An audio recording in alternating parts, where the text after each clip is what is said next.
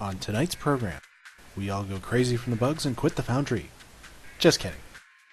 For me, I'm a week farther along with being frustrated with how long it takes me to create something on a map. Talk about easy suggestions not really being easy. I'm sure these things are not easy, and I have no way of gauging how easy or hard they are, because I'm not looking at the thing in front of me. And how do we go about building maps? There's lots of different ways. It's the little stops in the way that'll get defined by the map. Join us on the Foundry Roundtable.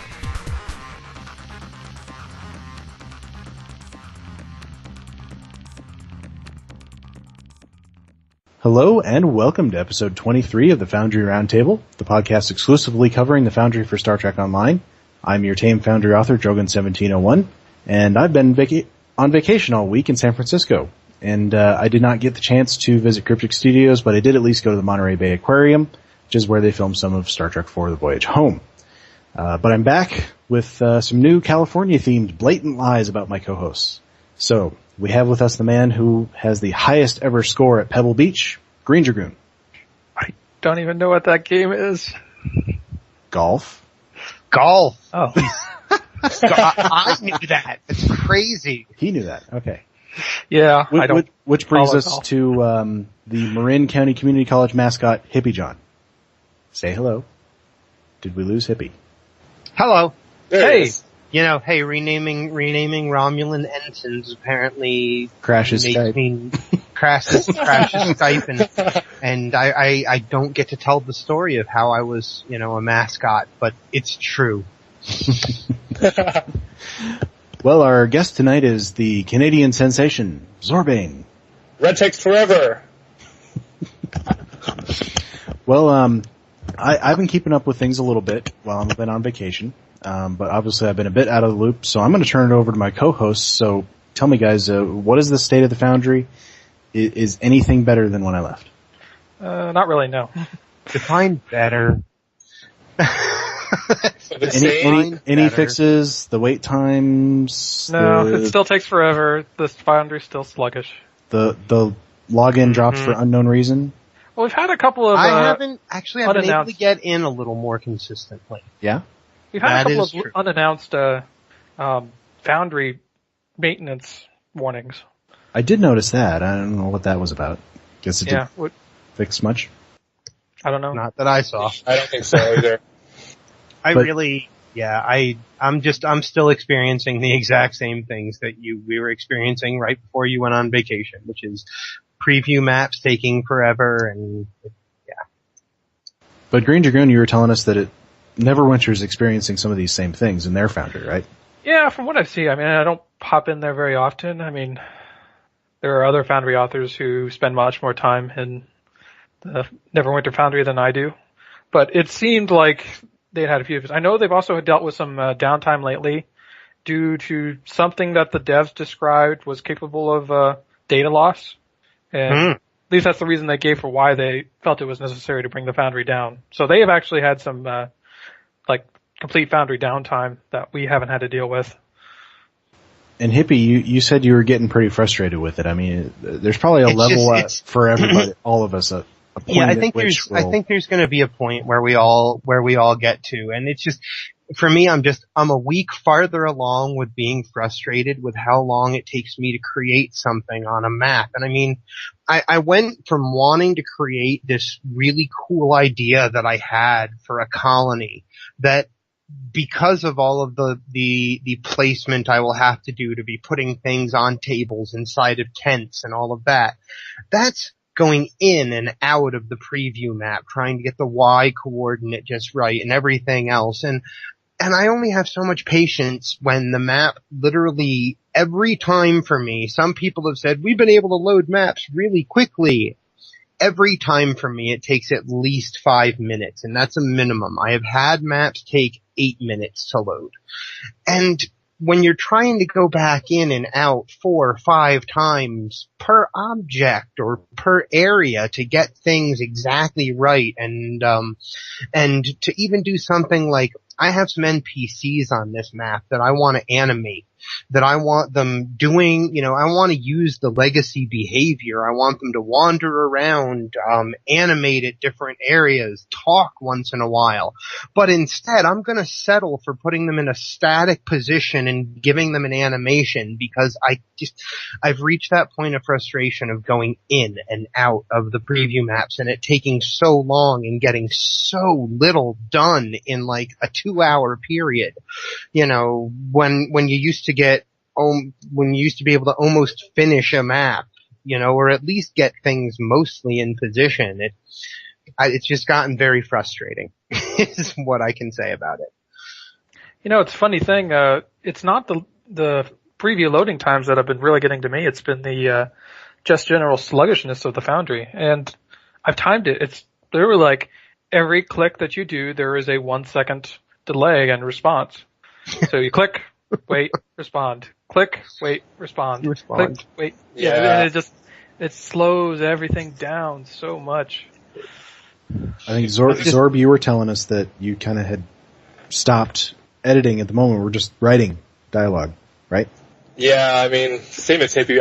I guess he has more patience than I do. I just got tired of having to wait 5 minutes every time I had to, like you said, move an NPC, move a console over, turn the console around.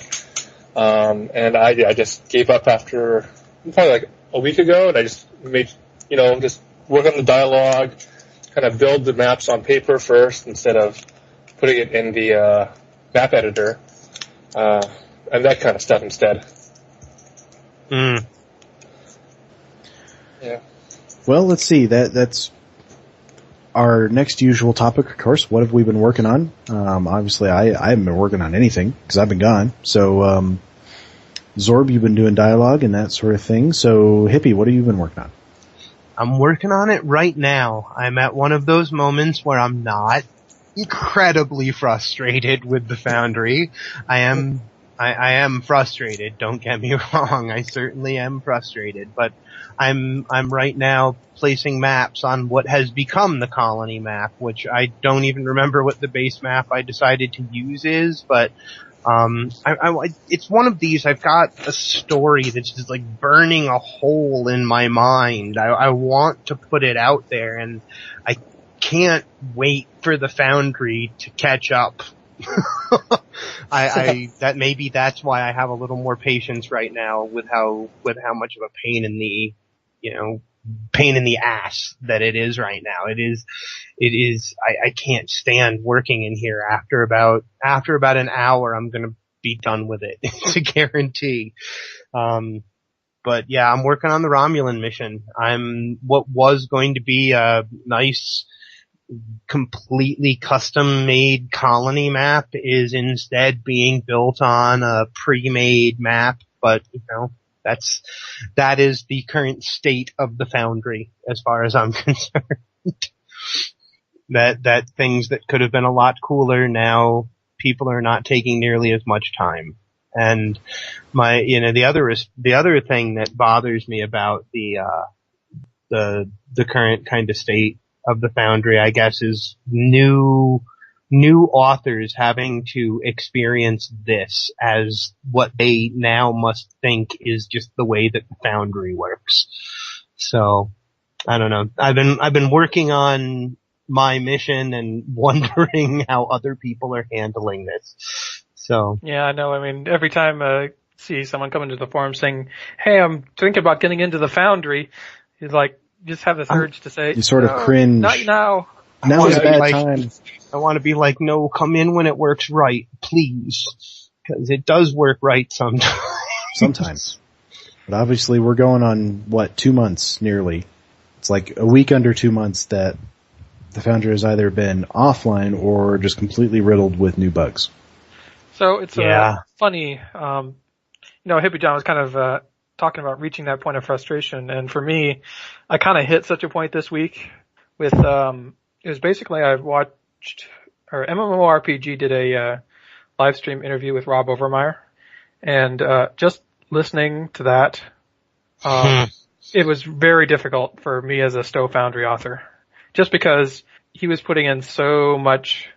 It was very reminiscent of those just kind of the discussions that Dan used to have back before he left and came back. Those pie in the sky kind of discussion. I mean, he was talking about trying to get in things like a full 3D editor, and he was even entertaining the idea of player submitted models, which, I mean, I'll believe that when I see it, but still, I mean, it's been a very long time since we've seen such enthusiasm for the Foundry and Stowe. Yeah. I after you linked me to that, I listened to it and had a very similar, like, painful time listening to the thing. Yeah, all we want is bugs get fixed, right? Yeah. Yeah, I mean, right now, I mean, that's sort of the big thing. And of course, the other big bug that we haven't mentioned is what's going on with the search interface. Which is actually a subject that, you're talking about the 50 mission limit bug. Yeah. We could just drop right into discussion topics and save reviews for the end. I mean, we can do that. We could do that. At least someone had done something positive. It sounded like that you guys had wanted to talk about that. I debated about talking about this or not. We should talk about it. Because it's a big problem, I think. I mean, of all the problems that we have right now, I think that's the biggest. Because it's a problem with accessibility to the Foundry from players, which we want more of, not less of. Yep, yeah. I agree. Yeah, I mean, 50 is not a lot. And I'm going to say at this point it is a bug. It doesn't seem like this is something they would intentionally try to... No, it's the new weighting change. system. The new weighting system is absolutely ridiculous. It makes no sense whatsoever. Missions that people have had up forever, that have a decent amount of reviews, that used to be, or at least by adding up and figuring out that they have, 55 stars and, maybe 5 or 6 1 stars and a bunch of 4 stars in there, like, whatever, like, these missions that should be 4 and 5 star missions are being rated in at like 1.5 stars. And they're not making the top rated list, and instead what's making the top rated list is garbage. It's farmer stuff. Now some people love it. Cheers to you out there who love farming missions. It's garbage. I don't like it. And I'm not saying that they don't deserve to be at the top of the list, but, it's time to talk about those search tabs again, to break up real story missions from farmer Admiral Bobo goes to the war Ludomatic 3000 crap. Sorry, there have to be search tabs to separate these things. This brings up an excellent point that was brought up in the Rob Overmeyer interview is, Neverwinter is apparently with the next big content update. Neverwinter is getting search tags, or I think it's more probably just search terms. Yeah. So you can stick a bunch of search terms in there. Yeah. But so that you type those into your mission. Yeah. So that it would be like meta tags. Yeah, like tags. Okay, gotcha. That's something we've been asking for a while, right? Yeah. Or some version of that. Neverwinter is running into the exact same problem of it's just become so cluttered so fast that they have that started out is stuck so there. many more missions than you could possibly imagine over there in Neverwinter. But I mean, I almost kind of wonder what possible type of automated system could sort through just that many missions, good or bad. I mean, there are a lot of Foundry missions. It has to be something. The only way for an automated system to do it is that it has to be something really simple. And I have said it before, and I really think that this exact system would work. And that would be that an author is only allowed to give their mission a tag of story or like loot or farmer or whatever. They can put other search tags on it, a line full of search tags like Romulan Republic, things like Breen mission, whatever. They can put that on another line, but there should be 2 search tags, which are combat and story intensive, and an author has to choose one for their mission to get listed under.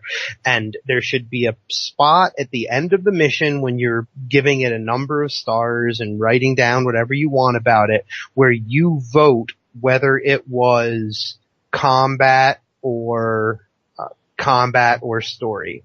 and what list you think it should be listed in. Now, yes, some missions contain a good deal of combat and are very story-oriented. I would put those in story. I mean, we know what we're talking about here. We want a way to separate the grinder lootomatic missions, which are totally legitimate in the terms of service and everything else. They're totally fine as long as they're not using exploits. I don't like playing them, but they're totally fine, and so I just want a way to separate things that are actually going to appeal to my love of drama and my want to see a story unfold before me, and be a part of that story, as opposed to my want to just go pew, pew, pew, pew, pew, pew, pew, pew, pew for a half an hour, 10 minutes, or however long. I just need those 2 search tags. And then if everybody who voted at the end of every 100 votes, or at the end of every week, if you've had 25 plays, at the end of every week it's recalculated based on the votes. The author gets to choose where it goes at first, but then the people who play it choose where it gets listed. That's exactly what I would do with it. What would you think of a divided lore system, or a divided star system? What do you mean divided star system? So instead of just having 1 star rating, we have several categories. For instance, story, combat. Okay. I don't know, like gameplay, or like several different categories. So kind of like what just how some of the other podcasts review missions. They give them stars for go through each of these categories. Yeah. I kind of like that. I just don't know if the common player will do it. Well, I would say make it optional. Mm-hmm. Yeah. Well, review right now is optional anyways. Like, they can just hit the cancel button and you won't have to put anything. This is true. I think going along with what you were saying, Hippie, I think there's another couple of things that could be done to help sort of increase the visibility and increase the integration of the Foundry. And these are things we've talked about before, of course.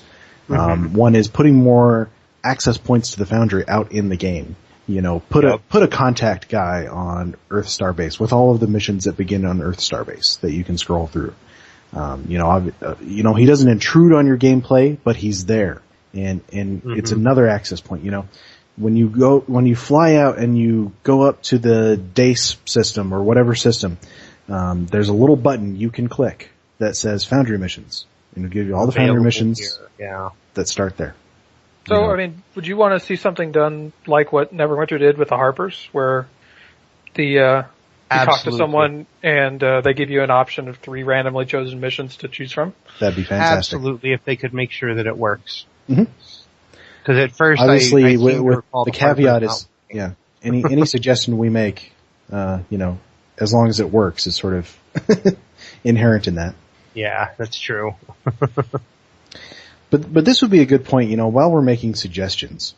I think this would be a good point, because I ran across something, this is from another game, but I think that, players, any MMO players who post on forums should take it to heart. This is from a dev question and answer, a 20 questions thing that the Lord of the Rings Online devs did. Someone asked, a common staple of players asking for feature X is that it will be, quote, easy to implement. Can you give us any insight into what is actually involved in making minor changes to the game? And the person who responded says, it is impossible to gauge ease of implementation without having a thorough knowledge of how things work under the hood. Now, obviously, that's something I see from, on every sector that of makes forums, total including sense. the Foundry forums. Is that, why haven't you put in X feature? That ought to be easy. Or, and especially lately with the costume importers, like, why haven't you gotten that back yet? It ought to be easy. I'm sure these things are not easy, and I have no way of gauging how easy or hard they are, because I'm not looking at the thing in front of me. I'm not looking at the software. No. I don't know how it works under the hood, as this dev says. It says things that are conceptually simple aren't necessarily easy to implement. And of equal importance is resource management. In order to release big things, we have dedicated staff. Diverting them away, even for things that are easy, is a cost. We are constantly prioritizing as best we can, but day to day we are stuck with a lot of ideas that just don't fit. And he says it is also a fluid process. Things change, priorities change. Someone might have the idea to work on something one day, he gets to work, he gets assigned something else. Or he decides, no, we can't do that, and assigns the person he was going to assign to do that to something else. So, I mean, we can't, as players, we can't really gauge. I mean, no matter how much programming experience we have, even if we are game designers, we can't really gauge how easy or hard something is to implement. Because we don't know how, exactly, because we don't know how their system is working. Now, I would say, makes sense. Don't let that stop you from suggesting things. I mean, they want you to suggest things. Just keep that sort of realistic view in mind that what you're suggesting may not, in fact, be easy. Uh-huh. So let's take that around and apply it to what's going on right now with the Foundry. I mean, as much as we all kind of are frustrated with the current sluggishness and delay in the Foundry, obviously we don't know how hard it is to fix these bugs. Not to mention that our bugs are kind of in the pile with probably 1 million other bugs that the game has to deal with. So they're worrying about things like you mentioned to me before that you were having a problem with costume slots jamming for you on your Klingon character. That's in the same pile as the Foundry bugs.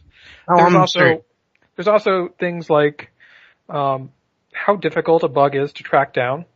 I'm going to bet you 10 to 1 that the something as I don't know difficult to pinpoint as sluggish Foundry performance is something that's going to take a lot of manpower to track down.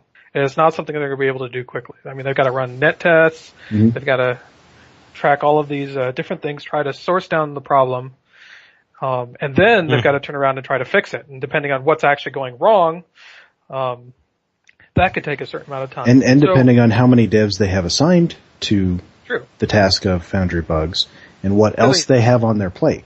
And that's another thing is just because there's a bug in the Foundry does not mean that the rest of the team is allowed to drop what they're doing and go fix it.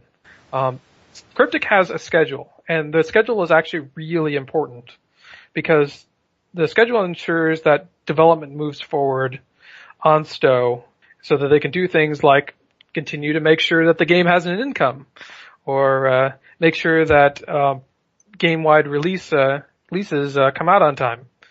The next season. I mean, if they drop everything to fix all the bugs, how long would it delay the next season? And they always do say that, the people who fix bugs are not the people who are making ships. However, the people who fix bugs and the QA people have to be testing those new things constantly. So, I mean, they've got a lot of stuff on their plate. So, I mean, those are just some of the reasons why we're not getting these Foundry fixes. There's also the problem of, even once they start working on a bug, it may be weeks before we actually see the effects of them fixing it. And I feel bad for Cryptic Frost sometimes because, I mean, obviously we want to know when it's going to be fixed. He can't tell us that. No. I mean, his job is to report them and make sure that to track them down, figure out how to replicate them and pass all that information along. Yeah, when he hears us, hears the community report them. And they don't seem to tell him when things are going to be fixed. No. Just too bad. I mean, if I was him, I'd want to know, but maybe they just don't want to tell him. He won't hear about it until the programmers come back and say, "Hey, I've put in this fix for this problem. I need you to go test it." Well, and I mean, even then, he's probably not going to say. Well, I mean, we have heard him say a few times, I've seen a fix for this. I don't know when it will go live. Obviously, he can't tell us when it will go live. The programmer has reported that they have a fix in place and they need QA to test it. He's like all of Cryptic is they don't want to say when things are going to go live in case they miss the deadline. Yeah, but even QA devs, assuming that they have a fix and it actually works the first time, because sometimes their fixes don't work the first time. Or the fix breaks something else. Doesn't fix at all. Yeah. He's at best probably only have a few days head notice on us. Because, I mean, once the fix is verified, it gets put in a build. Yeah. Well, I think my answer to your question of how does that we know that they have priorities, et cetera, relate to the Foundry. Here's my typical forum poster response. Our issues are the most important. Listen to us. My real response is I wish they would fix things in the Foundry. I hope that it doesn't reach the point that I'm so frustrated that I just quit building things in the Foundry and never come back. I hope it never reaches that point is what I'm getting at but I trust them to make a good game that I'm going to continue playing. I wouldn't have bought a lifetime subscription without it. So my response to your question is I'm glad that we know that these things exist and that they're bothering us. Mm-hmm. And that's if it. you were hoping to scare off Hippiejohn, it's not going to work. Well, it might scare me out of the Foundry or at least drive me away for a while. Mm-hmm. I doubt it. I'm in there right now. Man, this map is taking forever to load. Just putting that out there. It's been 6 minutes so far. Well, we take inspiration from children's movies and say, just keep swimming, just keep swimming. So, one thing I will say, this is the thing I really debated about bringing up is, after listening to the Rob Overmeyer interview and just how enthusiastic they were about Foundry development, I would like to see, at least, I don't want to say, I'm not going to dictate timelines or whatnot to Cryptic, because honestly, I don't know how long anything takes. I can't. And I think it's foolish to even try. Yeah. You could try, but it would get you nowhere. I want them to take the Foundry seriously enough to kind of start, basically to update the roadmap. I want them to kind of come up with a roadmap for where the Foundry is going. And because right now we get the occasional feature. It's always, if they happen to have time, we have no idea what they're working on other than assumedly bug fixes and a little bit of a Foundry tech or Neverwinter tech importing. We don't really have any idea where we're going with this. And would just love Cryptic to sit down and give a plan. Here's our long-term goals for the Foundry. No promises on when any of this will hit, but this is our postmark. This is our benchmark. And it'd be nice to see that enthusiasm carry through into actual things. Yeah. So I don't think we're going to see that. I can dream, right? We can dream, but I don't think we're going to see that. I think, what I said, I don't know how many weeks ago now, it is really, we're not going to get as much as we're sitting, and hoping for probably. And, no, obviously we're not going to. There's no probably involved there. What we should really be thinking is what can the devs who have shown that they have some interest in what goes on in the Foundry, what can they realistically, in combination with the community, accomplish? And what I want is for those devs to come out to the forums, come on different podcasts, ours, Podcast UGC, go talk to the guys on Primetime UGC, go talk to the people on Priority One. I don't care what show they go on. The people that go on Foundry Files, like I said, anywhere that they can go, the people that care about the Foundry, come on and tell us what they can do. I don't need a timeline of them taking it seriously. Just the people who actually care, because I'm willing to bet it's not all however many people work at Cryptic that care about user-generated content.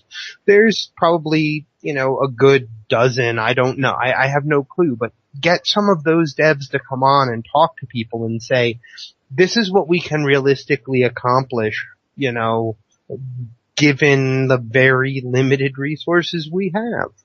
Help us do it. That kind of thing. That's the devs I want to hear from. I could care less about hearing from the bigwigs at this point, whether, what the long-term goals are. I want the people who can make short-term goals happen to tell us what's realistic.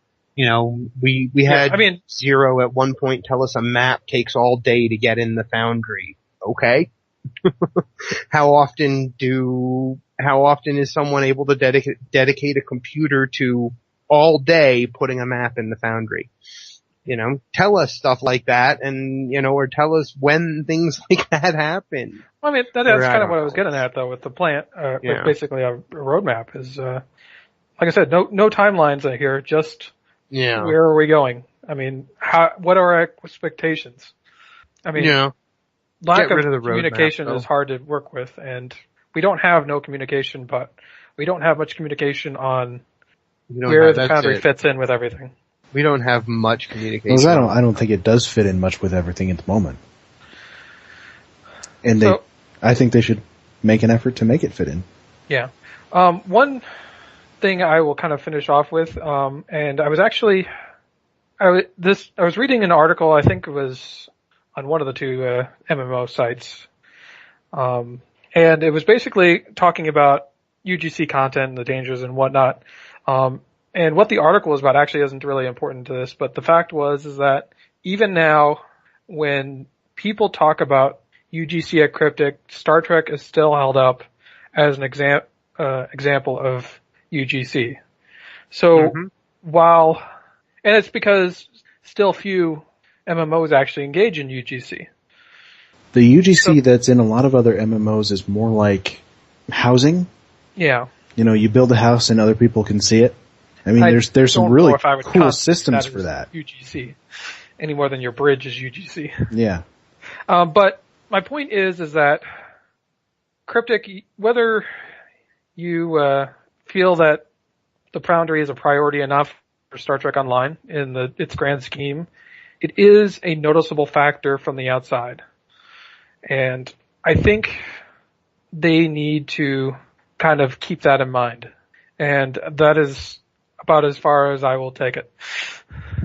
Well, the Foundry's a huge thing in Neverwinter, right? Like, that's one of their... Yeah, I mean, Foundry definitely made a big deal when Neverwinter launched, but Stowe is also still held up in that same group.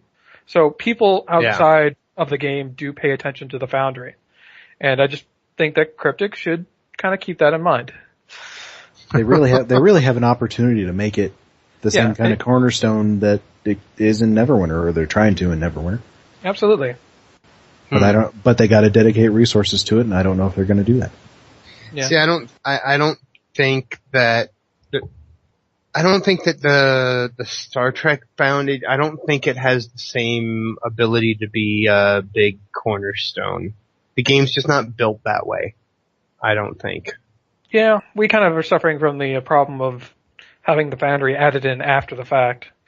Right. The game was built as a more, from what I can tell, a kind of a traditional MMO model with a couple of differences. Like, the storyline missions are pretty different. The way that you, but more or less there was a lot of a traditional MMO model going on, and then the Foundry was added in later, like what, season 3, 4, something like that? Something like 3. I don't know. 3, yeah. But I will also point out that the game has changed considerably since its launch. Just because the Foundry and MMOs are always changing. My point is just because the Foundry is not a well-integrated piece now, does not mean that it can't be so in the future. True. But again, that means they have to dedicate resources to it. Yeah, we keep coming back to that, don't we? And obviously, until, Dan Stahl or whoever says, okay guys, for the next so many months, we're going to be working on the Foundry. Obviously, until then, we're not going to get much. So I think that maybe what's going to happen is Rob Obermeyer is going to look at the core team and he says, guys, we're working on the Foundry. And at some point, they're going to, I hate to put this out there for all the superhero fans, but at some point they're going to have to decide whether Champions Online is, one, still making them money, And if it's not, whether it's worth keeping on life support kind of thing, or whether it's worth updating that code branch that they have over on Champions Online and bringing all of the games up to par so that they can all utilize this tool that, as you said, Dragoon, Cryptic is known in the industry for. I guess, your final thought does make me realize that as frustrating as it is working in the Foundry right now, it is still an incredible tool that we get to play with in this game. And people in the industry recognize that. And maybe as a company, someday my dream would be for them to look at all of their games and say, we just bring all of them up to a code branch that lets them at least use this tool. That's what my dream would be. It's funny you brought up Champions because I figured that Champions Online is the only Cryptic-made game that has not had a UGC tool. It's because they're on such an old branch, and I don't think they had one back. Yeah, I mean, even City of Heroes, which did they sell it or? No, it's still under NCSoft's thumb. No, I mean, Heroes? Because they developed it, right? But then they got rid of it.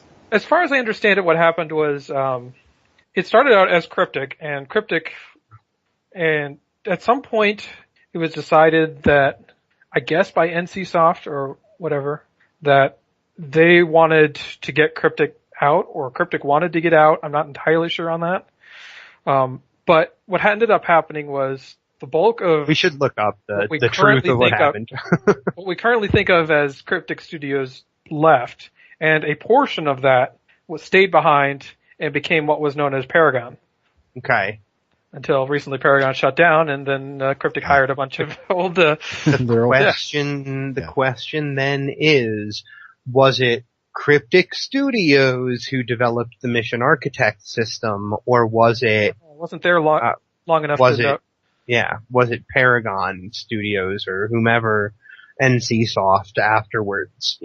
That's my only question, is which studio actually developed the... It could very well have been Paragon.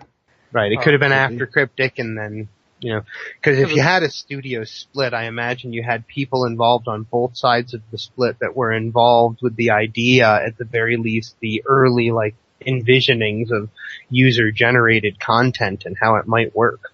So. Yeah. But either or. I will also say that I think that if Champions Online's destiny is to be on life support, the Foundry would make that much more tenable. Oh, absolutely. I mean, you hear about these games that are going into, they call it maintenance mode. Like they just put the original Guild Wars into maintenance mode where they've got some support staff to keep it running and make sure that, nothing goes haywire, but they're not developing any new content for it. None. Yeah. None at all. So, I mean, if you're going to put something on maintenance mode, the Foundry or a UGC tool of some kind would be a huge advantage to have. Yeah. Because then basically... Because then people can make their own content. Yeah. But the players can fill in the role of the devs. Absolutely. And if they're not updating the game, it's not like they have to worry about things breaking. No, I think that's actually probably why it doesn't happen, is because that's exactly when they need to worry about things breaking. Because if they don't have any support staff, they have enough staff to keep the game running, but they don't have staff to come in and fix a bunch of bugs that are happening or something, right? They're just... As you were pointing out, they're just on support. Yeah, but I mean, if the code isn't changing, then new bugs shouldn't be cropping up, should they? Right, but if you're putting player-generated content in there... Obviously, as we know, we gotta have somebody monitoring it because people will break things, people will exploit. Yep. Yeah. That's why I'm like, it tells me that might be... Like I said, you need to have it in place before you go into maintenance mode. Right. In place, working, functioning, somebody ready to stamp on, obviously the obvious exploits stamped out, somebody willing to stamp on the rest of them. Mm-hmm. And tell people that, obviously the game itself isn't getting any updates, so your UGC tool is not getting any updates either. Yeah, that's true. But as long as you're upfront about those things. Yeah, that's not really an issue. That's basically, it's when things start feeling, that's what I guess that it is. When things start feeling like they're never going to get fixed. Because that has happened in this game. In the history of this game, if you look at it, there are bugs that launched with the game or cropped up in the first 6 months of the game or something. If you go look it up, that are still there. So when it starts to feel like the bug that, feels important to you or that you're experiencing, when it starts to feel like that one is one of those bugs that that is never going to be high enough on their list of priorities that it's going to get fixed, it starts to get really frustrating. And that's when you start to get the people who get all ragey and ridiculous on the forums and such. So. Wait, people get ragey and ridiculous on forums? I've never heard of this. They do. I've changed my signature to just a statue face palming. That's it. Statue now face palms on my signature. I was tempted this week to revive the old quote of somebody else getting something nice does not equal a punishment for you. Bingo.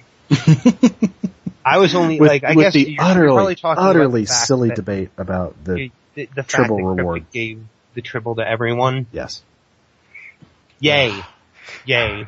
Tested out the new Tribble on the Nukara to see if the environmental resistance Protection. would keep me from burning up on Nukara. It does not work? I didn't think it would. Oh, but I still had to try. I did not understand why people were raging that everyone got it. The thing that bothered me was that it was broken. They finally gave us the reward and it was broken terribly, and I was like, I'm glad that I saw someone else post about this, because I discovered the break that it had very quickly too. I mean, it was an exploit, and it was going to ruin the game if they didn't fix it. So that was what bothered me about it, and I'm glad they fixed it really fast. It was worthy of emergency maintenance. That day they impressed me a lot, because their patch that day broke a lot of things, and at I think it was midnight California time, they threw an emergency maintenance out there that took an hour and 20, an hour and 30 minutes or something, and so that they could fix the things that were broken. I was really impressed with how quickly they got that out there, to be very honest. And you and I got to discussing about that earlier this week about the difference between game breaking bugs and critical bugs and just more of the general field of bugs. And that some bugs are game breaking enough that it usually matters whether it affects the number of people, how badly it breaks. I mean, what's the overall impact of the game? And they kind of have to judge all of these bugs based on that. So I maintain though that, alright, so the Nukara Tribble, the break that it had was basically the ability to get unlimited Nukara marks for, even though it showed a cooldown, it never had a cooldown. So you could just keep petting the damn thing and getting a Nukara mark every 6 seconds. I didn't do it. I realized that you could do it, and then I went, oh man, yeah, it would be annoying to just stand there and press the button, but how many could you get doing that? Some people will expend a great amount of effort to not play the game. It was so exploitable, and Nukara marks trade in for dilithium. Dilithium trades for Zen. Zen is directly relatable to real world money. The things that get fixed are things that cost the company direct money.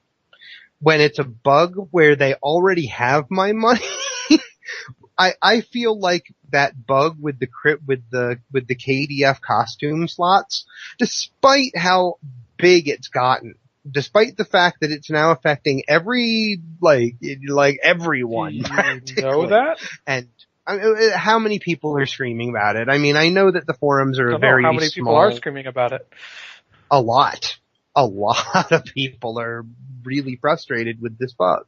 And I mean, I feel like it's one of those bugs that's never going to be addressed because they already have all of our money if we've bought extra costume slots or what have you. And so it doesn't produce, fixing this bug will not produce any new revenue for them. Or the bug itself being in place doesn't prevent or doesn't screw with their revenue in any way. That Nukara thing, that Tribble, was going to take money out of their pocket if they didn't fix it right away. Because in the hour that it was in game, I guarantee you there were people, because I heard people talking about it in another chat room today, that stood there and got 700 Nukara marks in an hour because of the break. Now, that took money right out of their pocket if they traded that for dilithium and went and bought Zen. It's just like someone who could get unlimited dilithium. It's just putting an extra link in the chain to getting that unlimited dilithium. So they had to fix it right away because it related to real world money, took money out of their pocket. Those are the bugs that get fixed right away. And I don't blame them for it at all. I don't blame them for it. I just don't try to fool myself, I don't fool myself into thinking that they're like, certain bugs that are easier to fix or necessarily. I don't know how to put what I'm trying to get at. I would argue also there was another aspect of that one being such a high priority is that the longer the bug exists, the worse the problem got. It was an exponentially increasing bug. So, whereas the costume slots are not an exponentially increasing bug. Nope. Exactly. The Nukara Tribble had to be dealt with because, alright, it immediately started costing them money and it was just going to keep getting worse. Because as nice as the couple of people who reported it and never said anything were, the person who reported it immediately went to the forums and said, hey guys, there's a bug with the Tribble. I'm not going to talk about it, but I've submitted a report. That caused a bunch of people to go online and try to figure out what the bug was. And then they knew about the bug and then they were using it. And then so it was already costing them money and it would have just kept getting worse and worse and worse and worse. And you're right, they have to deal with that as quickly as possible. I get it. I know why things are going to get, a bigger, priority than fixing the slightly sluggish load times with the Foundry, and I get it. I do. I'm sad about it, but I get it. The hippie does not abide capitalism. No, I abide it. I know why they're doing it. I endure it, but I can't fool myself into thinking that there's anything else going on there when it takes like I say, there are bugs that have persisted since the game began. I haven't been around that long, but all it takes is a little bit of research to find them. And when that's a truth, it says there are just things that are more important, and very often those things that are more important to a company that's trying to make money and continue to grow the game, those things involve that which makes them money. Well, we saw that with the forum, or no, not the forum, the crazy Foundry exploit a few months ago. Oh yeah, that was one of those that was going to cost them a ridiculous amount of money, and it probably already was because when people found out about it, it had already probably existed for a very long time. That's one of those. It had probably been there for a while. So that one actually resulted in bans. I don't know if the Tribble one resulted in any bans. No, because it was what happened was the Tribble launched, and I think it was not even an hour later that you couldn't get it anymore. And if you had it in your inventory, it was gone. Until they fixed it and they put it back, and now there's some sort of bug where people are having trouble claiming it, but I'm sure they'll fix it, but they got rid of the unlimited aspect. See, they're lucky because, if this had been Guild Wars 2, those people would have all been banned. Really? Yeah, the Guild Wars 2 devs, they have like a zero tolerance policy. So riddle me this, Hippie. If they, within an hour, had pulled the Tribble and removed it from everyone's inventory, why did they rush to get it back out again? Because they had an official announcement that this toy that everyone had been waiting for was finally being released. The special beta test reward, which was just a freaking Tribble that poops out Nukara marks. Did not get them any more money. If they had delayed it, they would not have cost them any more money. Okay, they didn't have to rush to get it back out necessarily. They just had to stop the trigger that was letting you do it again and again. They just had to say, no, this thing has a cooldown. Okay, send it back out. Maybe that's why. I don't know. But because they had made an official announcement that it was available, and that announcement had made its way out to other media sites. I guess my only point is that don't make the mistake of assuming there's a simple answer to a complex I don't think it's always about money. Like I said, I think they really love Trek and they really care about Trek and they do some great work. But at the end of the day, I want them to be making a lot of money. I mean, that's the point of fact is I really want them to be making tons of money. So they keep making money, they can keep putting resources and developing more stuff for the game.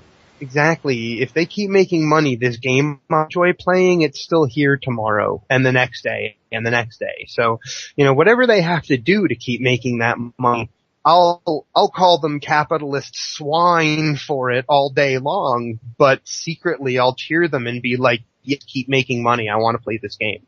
It's just the way I know. I get why they do what they do. I want to play Star Trek Online. I'm happy to let them keep, protecting their investments and their money and putting bugs in whatever order that they go. But hey, every lockbox they sell is that much more value I get out of my lifetime subscription. Bingo. I can't believe I've reached the point that I save lockboxes and I go, hey, maybe I'll open 10 of these today, and I just, what has happened? So let's move it along to another topic. Sure. I thought one that would be interesting to ask each of you in turn is, what is your map building process? When you get ready to start working on a new map that you have not done anything on before, what is your process? Hippie, let's start with you. I try to think from the eye, whenever I'm building any map, I try to think from the eyes of what the player character is going to see. This is probably where part of my problem with dialogue sometimes comes from, because I've got my character on the screen there, using but I try to see from their eyes how the map is going to unfold and what I need on that map. And because I'm lazy, the first thing I say is there a stock map somewhere that has what I need? And if there is, I'll pop it open and try to see what I can change around. That's pretty much the process that I get started with, is literally I'm gonna go look at what I need first and then try to see that from the eyes of the character. That's how I build, is looking at it. What does the PC, what do they see? Because I did that this afternoon. I was building the map that I'm working on right now, and I was trying to put some characters in the background, and I wanted them, it was what I was talking about before, I wanted to animate them, I wanted them walking around, I wanted them talking to each other possibly at times, maybe at other times stopping and doing this animation. But I realized that they have they're not anything to do with the story, and there's a good chance the player is not even ever going to look at them. Now, given a better state of the Foundry where I could get everything just right and I could make them do all of those things, I would probably do it. But right now I'm trying to look at it exactly. Like, if the player follows the directions I give them, what will they look at and see? And those are the only things that I'm going to worry about right now in building my maps, is what do the players actually look at? That's my process, is really what that is. And asking people in the chat room, hey, what detail might look like this? We have some really inventive people who are willing to just go in and test some things to say, hey, what looks like this? And, they'll figure out, the back of some prop sunk halfway into the floor looks exactly like what you're looking for. Yep. And that's why I just do a chat room, and if nobody in the chat rooms have an answer for me, I'll potentially go post it on the forums and wait an hour and say, hey, yeah, things, that's a good one, is asking other people to give you a little bit of assistance in, what does something look like. All right, Zorbane, what's your map building process like? It's kind of similar to what Hippie does. I kind of plan my missions out like objective based, right? So I'll say like, okay, there's going to be, you have to kill these guys in this room and scan some computer and download stuff from the other room. So I think I'll have, and then what I end up doing actually is I'll get a piece of paper and I just kind of draw out, the guy's going to be here, and this room is like a sick bay, so there'll probably be some beds here and maybe a desk here for like the chief medical officer, and some consoles on their side. So I'll draw these up on paper and then get into the map editor, put them down, and it seems to work out pretty well for me. And it's actually pretty good right now because I don't really need a map editor. I have my pen and paper, and that's enough for now. I don't need to wait 6 minutes for the damn preview thing to load. And then after that, I'll have like my 4 rooms, and I'll go look at like what Hippie does. We'll go look and see with the pre-made maps and pick one that works out for me. And if not, either change it around or build a custom map. And that's probably about it. That's probably something that I would recommend to authors right now. While we have this issue with the preview time being really long, is, draw out a little map first. So you know exactly where you're going to need your walls before you even go into the Foundry. So you can just put down all your walls and you're done, and then you just preview once. Yeah. Yeah, that's what I've been doing too. Like, until I finally lost patience, I kind of threw everything down, and then I'd preview, wait the 6 minutes or whatever, and then go to each room, see what problems there are, write down those problems, go to the next room, look at what problems there are, and then fix them in the editor and go back in again. So this way, I don't only have to really go in once to fix like 5 or 6 things.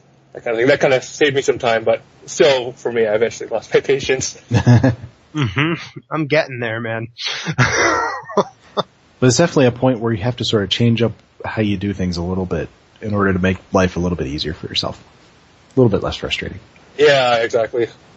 Yours is definitely the process that I do. I like to, kind of have an idea of what the map is going to be before I go into the editor at all. Sometimes I'll sketch out a little map. I'll figure out what rooms I need. I'm going to figure out what objectives the player is going to need. Then I'm going to put down the base map. And sometimes I'm even going to put in a few NPCs, anything I need for the objectives. I will put in, I sometimes put in that first so that I can rough in the objectives and even put in the dialogue if I've already got it in there, if I've already got it written. Then I'll start fleshing out the map around these things, putting in the walls, putting in the other rooms, putting in the consoles, the details, the other NPCs that aren't integral to the objectives, and then finally, any optional stuff. Any map dialogue or anything that comes at the very, very end. So no, Greendragoon, do you have anything, you do anything differently than what we've been describing? I do, actually. For most of the time I've been in the Foundry, I actually tend to kind of seek out maps and then decide how best to fit the story through them. In most cases, I'll have some idea of where I need to start and end up, and a general idea of what things have to happen in the big scheme of the story on that map, but it's the little stops on the way that'll get defined by the map. For instance, I have been working with, I think it's the map from, what's the mission where you go back to the Saratoga? It's the Q mission. State of Q. State of Q. So it's got that Saratoga map. It's all broken up though, right? It's a very popular map. Yeah. It's one solid piece. It's a huge map. It's really long. I mean, it's got like a ton of rooms.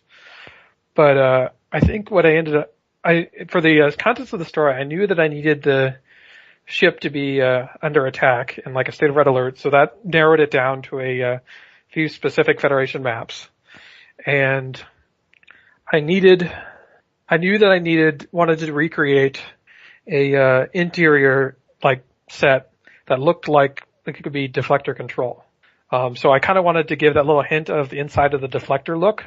And so I finally found, I was going through all the maps, and I finally looked at this map and noticed that what I think it's actually the starting room was just big enough that if I doctored it up enough, I could make it look like a deflector control, despite the fact that it looked nothing like that to begin with.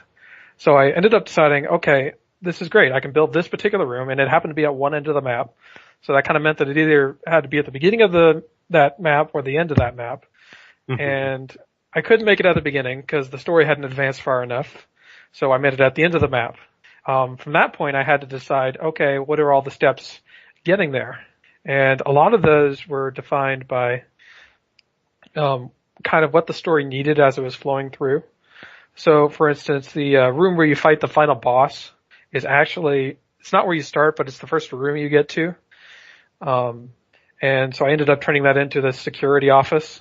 So I basically blotted out the entire back wall with custom security cells. And then the next room, which was kind of this in-between room, I think it was supposed to be where the lifeboats were in the State of the Cube mission. And I ended up building a wall around the platform in the middle. So it kind of sectioned off or hid the back doors that are supposed to be the lifeboats. And then I turned it into a astrometrics lab. So I threw up like screens and kind of had this alcove that kind of curved around with the platform in the middle. Another room that I was trying to figure out how I was going to go through all this space, and I had this one room along the way, and I just ended up turning it into a auxiliary medical bay. So it's kind of just this weird. The maps often dictate like little details in the story, what assets I can find to use, what it kind of inspires me, and then I'll often tailor that section of the story around the map. And I've kind of found that this is really good for getting stock maps to feel like they were built specifically for this mission. That I'm not just using the map that's most convenient. That I don't know if it makes any sense. Yeah, I've done that in a roundabout way. I mean, sometimes you just figure out that you're just not going to be able to do something you want to do on that map, so you rewrite a little bit to something you can do. Or change the map so that you can do what you originally wanted to do. Yeah, I definitely try to make the mission flow through the map. Just like they did in the original cryptic missions. Because there was a flow to the mission, and you stop here, and there was a kind of a path through it. And sometimes I'll flip the order and have you start at the end of what was the map in its original mission, and then you end up at the beginning. I've been working on one map that is all custom, and so that required a lot more planning. Awesome. Well, let's see, Zorbane, do you have anything in particular on your mind you want to talk about? Other than fix the damn preview thing, that's the only thing that's on my mind right now for the Foundry. That is sort of the big thing on our minds. It seems to be a big thing on a lot of people's minds. Other podcasts that talk about the Foundry talk about the fact that preview is really slow, and it's on everybody's mind. Well, it seems to be. I mean, it's not just us either. It's not just our bug either. It's Neverwinter's bug too. It's Neverwinter's bug, and it's just it seems to be a common thing on the forums these days. Is we just want bug fixes. Yep. Yeah, a lot of people are saying that, and a lot of people are taking the tack of the devs don't care about this game because we're not getting those bug fixes. Mm-hmm. Which I think is not entirely true. I don't think that's true. I don't want to fall into the trap of saying, I don't think that's true at all. But it does seem to be a lot of people seem to keep bringing that up. I mean, how many times have you seen in the general forums some thread that says the devs just don't care? 100 million. I don't know. You're right. It's a very common thread among people. There doesn't seem to be one at the moment, but I'm sure another one will pop up. Well, the thing that at least that gives me hope is that if Neverwinter's having the same problem as we are with the previous thing, they obviously have more resources for the Foundry than Star Trek Online does. So, at least to me, this gives me hope that it'll get fixed sooner rather than later. Yeah, it gives me some kind of like belief that maybe because it is Neverwinter's problem that's their big moneymaker. Well, I don't know how badly they're affected or whether their problems have any relation to ours or not. From what I hear, it's a very similar one. That's all I know. It's things taking a long time over there. But okay, I've heard that mostly from you, Dragoon. Yeah, but I should probably go look at the Neverwinter forum to see how. Yeah, be worth it to check. Here, I'm going to real quick run down a couple of forum threads here that I know Greendragoon you've been posting in, so you can tell us about these. Okay. First of all, going back to sector space mid-mission. Is that possible? Yes, it is possible, as long as you have an objective that's in a social area. Ah, okay. Yep. It's a little buggy because you have no way of setting the exit dialogue for the map you're leaving to go to sector space, so it just shows default, like go to the next map. Right. Okay, let's see here. Dialogue tree limits. Oh yeah, this is a Necrod thread. Yes. Were you guys just arguing about the fact that it was Necrod thread, or no? Basically, the person who Necrod it basically wanted to throw out that the number of enemy encounters should be increased, and my response was it's just going to cause more problems because it'll be that many more mobs that grinders can put on the map. That's the person who brought it up is probably someone who wants to build grinders. That's what I would guess. Well, then my answer is unchanged. Someone looking to hit that loot cap, because there is a loot cap on how much you can earn, how many drops you get in the Foundry.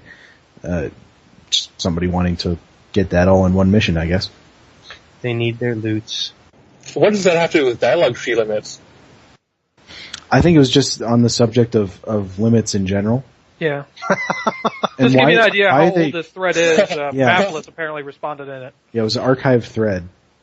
Anything that says archive thread on it tells you something already. Tells you something that it's, that was a long time ago now that they changed the forums, and this last post in this before this was Necrod was 3/7/2012. That's not even worth really. I don't know that we need to talk about something that old. I think our dialogue tree limits are there dialogue tree limits? Yeah, I've never hit 1,000 characters in any. Well, that I know. But what about the number of branches? How big it can get? There's always a theoretical limit. Because I've never hit the theoretical limit. Really? There's probably a limit somewhere, like they had to before the server crashes or something like that. But I am sure that the limit is. It's pretty big, I'm sure. Used to be lower. I bet you 10 to 1 this person started. Yeah. But yeah, this person just wanted. To be honest, the only limit I've ever actually hit is the costume limit. 50 of them? Which is why I know that is 50. I have never hit the object limit. That's really impressive that you've gotten to 50. I hit the object limit. It's rough once you hit the limit because you're still trying to get the object limit? 450? 475. Something like that. 475. That's a lot of objects. Which they upped it. It used to be 250. Yeah, when you're doing custom interiors, though, it's really easy to hit that. Yeah. Which is one of the reasons that it's funny, because I think it's hard to hit that, but that's just me. Wait till you build a custom map. I demand a lot of detail in my custom maps. You should see my custom maps. Everybody loves them, but they're fairly simple. I've seen your custom. I'm a bit of a minimalist. Actually, the reason I hit the costume limit was because I wanted a wide variety of civilians. Considering because there's not a lot of choice there. Considering how much database space we know costumes take up, or characters take up, I'm still pretty surprised that they allow as many costumes as they do. Well, the other day when he did that online a bunch of people come and hang out on Nimbus 3 party, Brand Flakes said, do people realize that one Star Trek Online character takes up the same amount of data as something like 10 Neverwinter characters? Well, I believe it. I totally believe that. And that our Think about all the data for bridge officers, all the data for starships. Yeah. All of that. Mm-hmm. I believe it. I completely believe that as well. All right, well, why don't we finish up with mission reviews? Mission reviews. Okay. Greendragoon, why don't you get us started? So I did not play anything new to this show. In fact, I played a couple of missions that we have actually talked about before. The first one was repairing Utopia Tanisha, which I thought was pretty good. In fact, good enough that I really have no recommendations as to things to add. I wouldn't call the story particularly experimental. I mean, other than one choice, it's pretty straightforward. But, I mean, it sets its goals really well and achieves them. Well, what I did kind of want to talk about was earlier this week, Realm at time asked me to play his Mission Rescue 101, which I didn't remember Hippiejohn had played until I had started to get into it, and I was like, this seems familiar. But I thought this would be a good opportunity to kind of compare and contrast our experiences. Because, I mean, awesome. I know you had some issues with, like, what is it, Commander Hart? Whatever her name is. Yeah, I think it's Commander Hart. Yeah. I wanted to space her.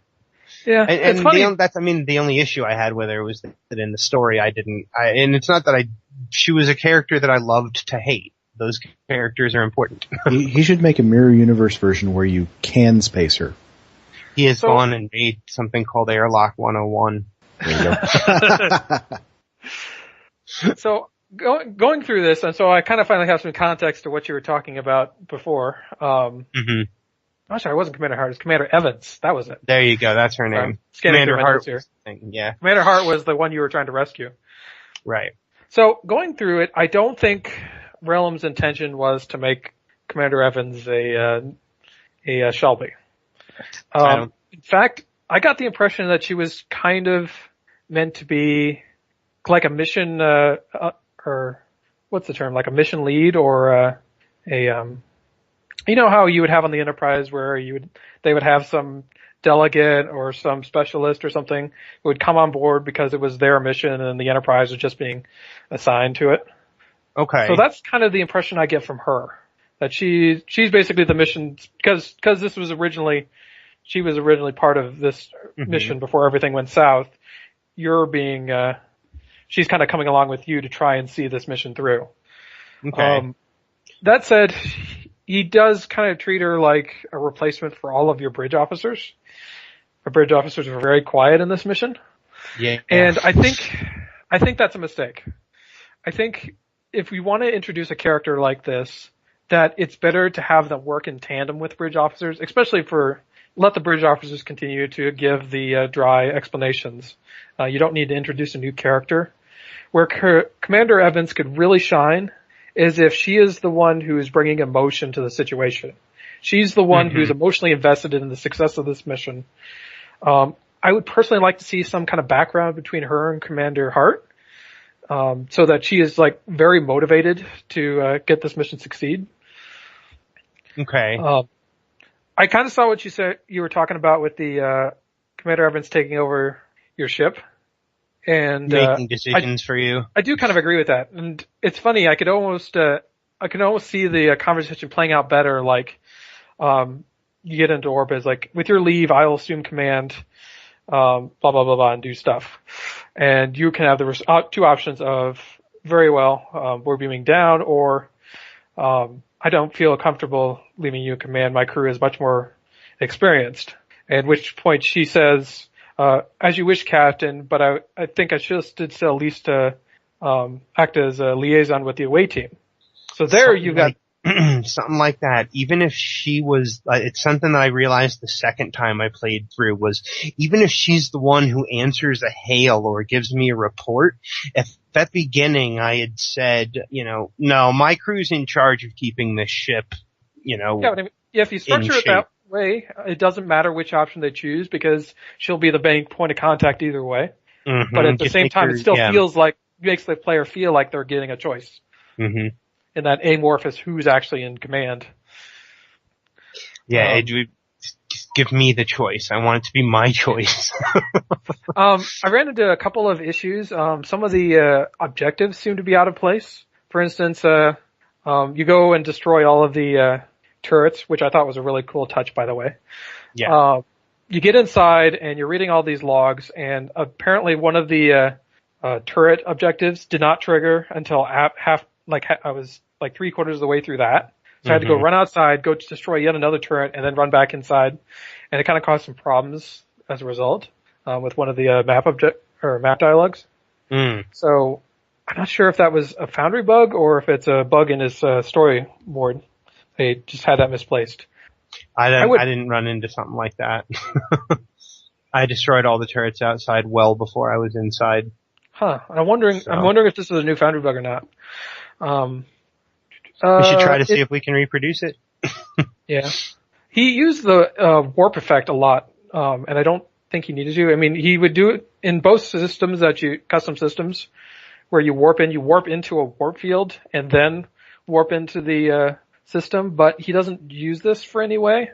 So I'm thinking he could cut these and it would work much more smoothly. Okay. I can see. I'm honestly, I'm really impressed with this mission. I found myself actually getting very drawn into it, which is a really good sign. I would love to see a little more done with the Raytown system, which is the first system you go to where the ambush is supposed to take place. Right. He could do some really fun stuff with some triggers and invisible walls, where, for instance, you're warp in and the battle is still going on. You have to go save a starship, and then you have it set up so that you have both ships there, but there's like an invisible wall between them that doesn't drop until you get within a certain range. So as you approach these ships, they start shooting at each other. And so you could kind of stagger the battle like that. And you could even do something eventually where, just as you're getting to the last ship, the Ryan ship, and I can't remember the name, I'm sorry, warps out just as you're getting there. And so you could do like all sorts of kind of fun stuff, like where you are there, but just not quite fast enough. And I would really like sell the kind of the situation, plus kind of emotionally invest the player a little bit more into the situation versus you showing up after the fact. Super impressed that he did this thing in like 20 hours. Yeah, I'm amazed. And after learning he did that Foundry Authors Academy, learned all of the basics, and then went and made that in like 20 hours. I do kind of get the impression that he's gone back and made changes since. Because there were no Romulans back when this went through. And he had clearly gone in and put optional dialogue in for Romulans. Let's see what else I got here. In the atmosphere, I really like the atmosphere. That flight up out of the atmosphere? Yeah. He's got nav beacons in place, the non-blinking but have the geometry. I think he needs to swap those out for the blinking effect. Yeah, the blinking effect but no geometry, because they're disappearing. And if they're disappearing, that means that they weren't actually there. So it's better not to have actual geometry and just stay with the blink effect. You could also swap those out for reach markers instead of object interacts. So it disappears when you get there, and then the fighters attack you each time. So it feels a little bit more like an ambush. So yeah, I saw the bridge that you were talking about, and yeah, I agree that you might as well put some invisible walls. I had this really funny idea, and this is purely optional, Realm, if you're listening to this. But if you really wanted to make this like uber cool, you could have it, or like make the upper level like really high up, and like just have like maybe like columns or something leading up from the base on the ground, and say that it's like some kind of mining platform. Because I don't think they actually say what the Klingon base was supposed to do. But yeah, I mean, but I would kind of make that two separate maps, and the reason I would do this is because he's using the wall blocking method to get the character to respawn, which is really cool that he managed to pull it off, because that is not an easy trick to do. The downside to this is that bridge officers do not get transported, and that means that when I went off to face against the boss, I was by myself until I died, and then my bridge officers respond. So in this particular situation, I think as cool as that effect is, it's causing more problems than it's helping. And he's not so deep into map transitions that I don't think an extra map will kill him. But I thought it would be cool. That got me to thinking, though. I thought it would be cool if the upper level was actually like up in the atmosphere.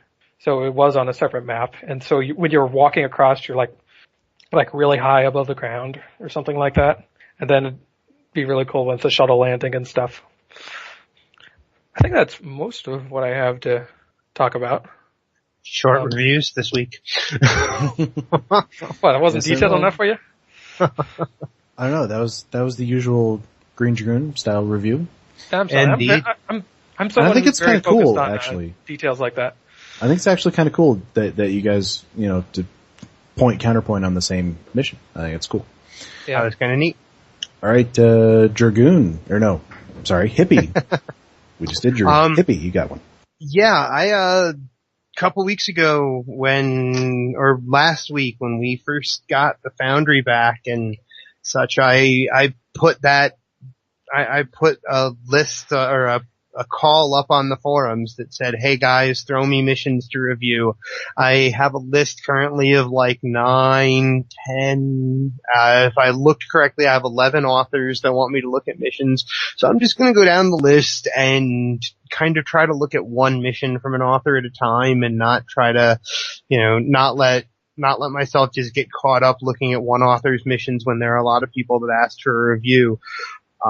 And this one was, I tried to keep them in order. So the first person to actually ask for a review was Malize, who's been writing, from what I can tell, writing missions for the Foundry for a really long time, since back in Tribble days and such. And he's asked, I guess, a couple of people recently probably for reviews of this mission, because I know that they reviewed Gropok in the General's Lung a few weeks ago on podcast UGC as well, and I purposely stopped listening to the podcast before the review because, well, I wanted to kind of experience it, just kind of on my own, and the title made me laugh a lot.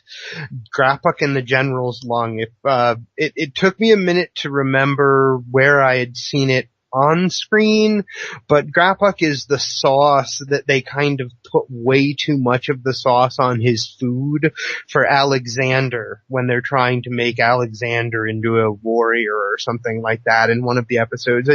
I had to look it up, and I'm glad that I had to look it up to find out exactly what it was. I knew that it was a food sauce. That's all I knew, and so I laughed at it once I kind of knew what it was, and I said, this is probably going to be a funny mission, and I was not wrong. The mission is not an outright comedy, but it's the kind of funny that works for me, which is incidental comedy thrown into a story that is presented seriously. It's a very simple, direct, Klingon feeling beginning. There are a couple of, if I hadn't written down things like a spelling error here and there, which one is what I have written down, is one spelling error and one place where it looked like it went contact name when he was talking to me. Because he just said my name and then my name again. But if I hadn't written those down, I would forget them, because this story is super engrossing. It drew me in from minute one. He uses all of the tricks of how you can use cryptic social maps properly. He puts doors on the social maps and a contact right near the door where you go talk to the contact that says, yes, you can go into the holodeck. It's right behind me. And then that door on the cryptic map starts to glow and you're like, wow, that was just perfectly timed, and those sort of good use of cryptic social maps through the entire mission, because he sends you in and out of cryptic social maps a bunch of times through the early part of it, and uses his dialogue and just the way that he runs you around at the beginning to make the mission feel very Klingon. And it's kind of that story of the warrior who has reached the point in his life that he can no longer do battle as he once did. And so there is certainly a very meaningful tone behind the whole thing, and very respectful tone behind the whole thing, that I don't know, it hit all those right beats for me of feeling Klingon. Or rather, not feeling Klingon, in fact. It hit the beats of feeling like a KDF mission. The characters in it who were Klingon felt very Klingon and felt properly who they were. And the mission felt like something that it wouldn't matter whether I was an Orion, a Nausicaan, or a Klingon. Now, I played it as my Klingon. I felt very, honorable, and it was awesome. But I could have easily seen playing it with any of my other characters, including a space piratey type. The mission is really well designed to me in that sense. So I guess what I would say is that it feels very Klingon, but it doesn't force me to be Klingon to enjoy it. That's as short as I can be. This mission is awesome. Every KDF player should add this mission. Now, I would love to go into the details of the story and what worked and what didn't, but I would be doing this mission a disservice if I did. It is a great story about an aged warrior who can no longer be the warrior that he once was. It's funny, it's in some points poignant, and it is well worth the investment of your time. I will do the story a disservice if I tell you any more than that. This mission is awesome. Every KDF player should add it to the list of missions that he or she plays and considers canon for their character. The only last thing I would say from a strictly gameplay point of view of the thing is play the mission on Advanced or Elite, because as people know, I play a mission twice. I play it once to try to just experience the mission, and then I play it again to make notes on the mission as I go. And in this case, the second time I played it, I bumped the difficulty up to Elite, and I enjoyed it a whole lot more. That's just because the mobs used seemed to be a little bit easy. Maybe that's just, my build, but I don't think it is. I think maybe just play it on Advanced and enjoy yourself, because it's a great mission. Everybody should play it. That's my review. Fantastic. Now, I want to also put it out there to contact us for mission reviews. I'm going to I'll probably start a forum thread just like you did, but I'm going to put it a little bit differently. I'm going to specifically ask people to give me their missions with less than 5 reviews. Yeah. Because it is really hard to see those right now. It is really Even when you go to the review content tab, last time I did that, it gave me 1 mission. You can't right now find people that have written dozens of missions. I can't find a Captain Revo mission unless I know to type in Captain Revo, and that is so sad. Yeah. I know, he's got 1 mission, right above me on the top rated list. Mm-hmm.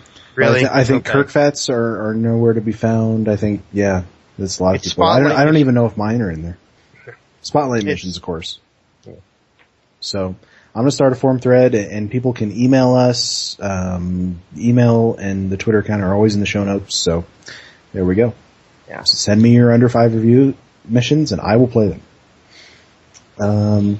Hey, Zorbane, question for you before we end. Yo. Do your missions now qualify for review or for rewards yet or not? No, Of course, Dirty Man still doesn't qualify for it reviews. still doesn't. Jeez.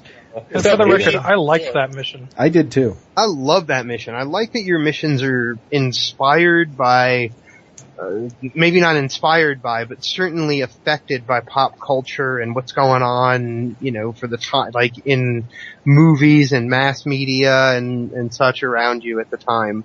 It's great. You're half Thanks. parody, half respect. I don't know. It was a lot of fun to make, to be honest. Like, it was a lot of fun, yeah. Yeah. Hopefully... There's no point in Monday doing it will be if fun. it's not fun, right?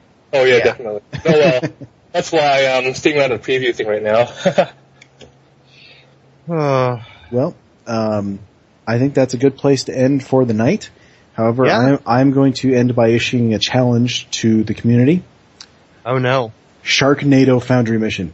Make No. it. Go make Stop it it. now. Stop it. Stop it. All right. Good night, everybody. Okay, night. Targ Yeah, tornadoes. thanks, everyone. Targ tornadoes. Targnado. Targ tornadoes. Targnado.